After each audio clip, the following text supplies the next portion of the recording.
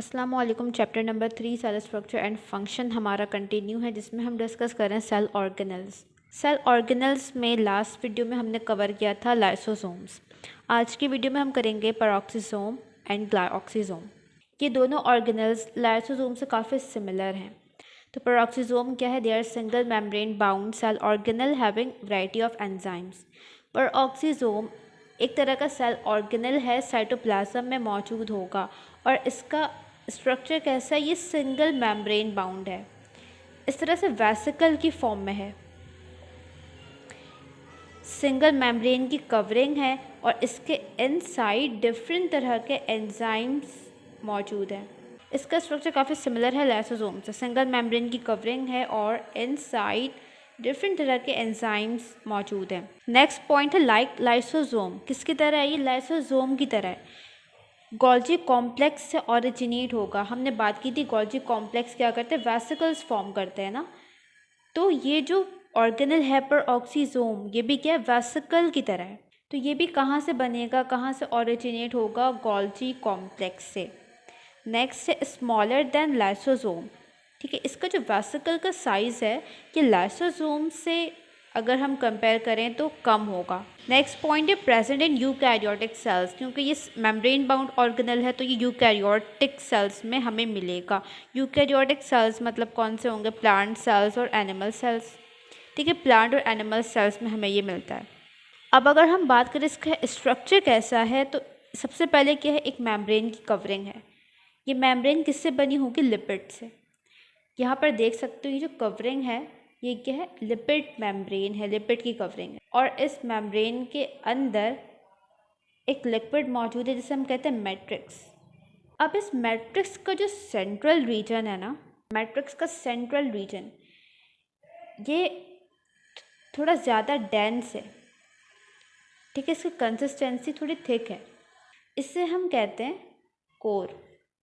Core matrix का ही part है लेकिन इसकी कंसिस्टेंसी थिक है, ये डेंस स्ट्रक्चर है। नाउ हमने बात की कि पेरोक्सिसोम में डिफरेंट तरह के एंजाइम्स मौजूद हैं कि ये एंजाइम्स कहाँ पर मौजूद होंगे? ये इसी मैट्रिक्स में हमें मिलेंगे। कोर भी मैट्रिक्स का ही पार्ट है। अब ये जो एंजाइम्स हैं ये कौन से एंजाइम्स होंगे? पेरोक्सीडेज, इसके अलावा कैटालेज एंजाइम और ग्लाइकोलिक एसिड ऑक्सीडेज। इन एंजाइम का फिर डिफरेंट तरह के रिएक्शंस में रोल है, आगे हम फंक्शन में डिस्कस करेंगे। नाउ नेक्स्ट हम बात कर रहे हैं about function of peroxisome. Peroxisome का प्लांट में डिफरेंट फंक्शन है, एनिमल्स में डिफरेंट फंक्शन है। प्लांट में पेरोक्सिसोम क्या करता है? हमने पढ़ा पेरोक्सिसोम में एक एंजाइम मौजूद है, ग्लाइकोलिक एसिड ऑक्सीडेज। ये एंजाइम क्या करता है? Glycolic acid oxidase. ये ग्लाइकोलिक एसिड जिसे हम ग्लाइकोलेट भी कहते हैं, ये एंजाइम क्या करता है? ये ग्लाइकोलिक एसिड की ब्रेक डाउन करता है। ठीक है, टॉक्सिक है प्लांट के लिए, ये हार्मफुल कंपाउंड है। तो पेरोक्सिसोम में मौजूद ग्लाइकोलिक एसिड ऑक्सीडेज इस कंपाउंड को ब्रेक कर देता है और क्या फॉर्म करता है इससे? ग्लाइसिन। ग्लाइसिन क्या है? एक तरह का अमाइनो एसिड है। इसके अलावा अगर हम बात करें एनिमल्स में, तो एनिमल में भी पेरोक्सिसोम के डिफरेंट फंक्शन हैं। पहला है लिपिड मेटाबॉलिज्म। लिपिड मेटाबॉलिज्म में ये फैटी एसिड की ऑक्सीडेशन में हेल्प करता है। जब फैटी एसिड ऑक्सीडाइज होता है तो इससे कार्बोहाइड्रेट बनता है और एनर्जी रिलीज होती है।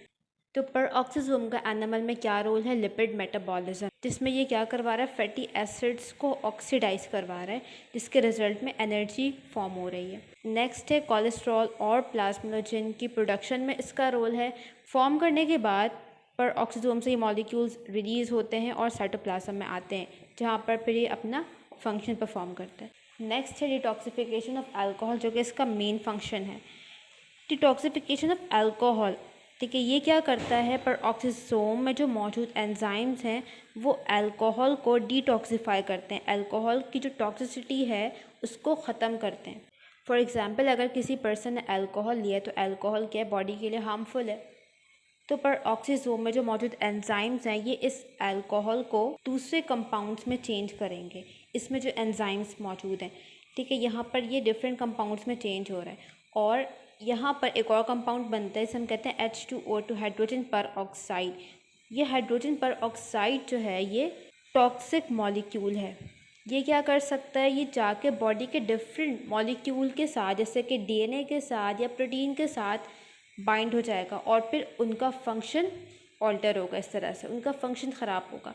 तो ज़रूरी है कि ये जो हाइड्रोजन पर ऑक्साइड यहाँ पे बना है, इसको दूसरे कंपाउंड्स में, दूसरे मॉलिक्यूल्स में चेंज करवा दिया जाए, इसको ब्रेक किया जाए। तो पर ऑक्सीजोम में एक एंजाइम मौजूद है कैटालेज। कैटालेज क्या करता है, इस हाइड्रोजन पर ऑक्साइड को कन्वर्ट कर देता है वाटर में, जो कि एक नॉन टॉक्सिक कंपाउंड है।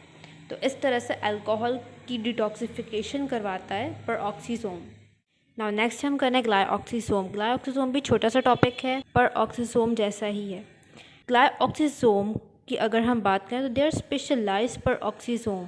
ये कुछ ख़ास तरह के पर ऑक्सीसोम्स हैं जो कि सिर्फ प्लांट्स में मौजूद होते हैं और इनका स्ट्रक्चर भी सेम एज पर ऑक्सीसोम।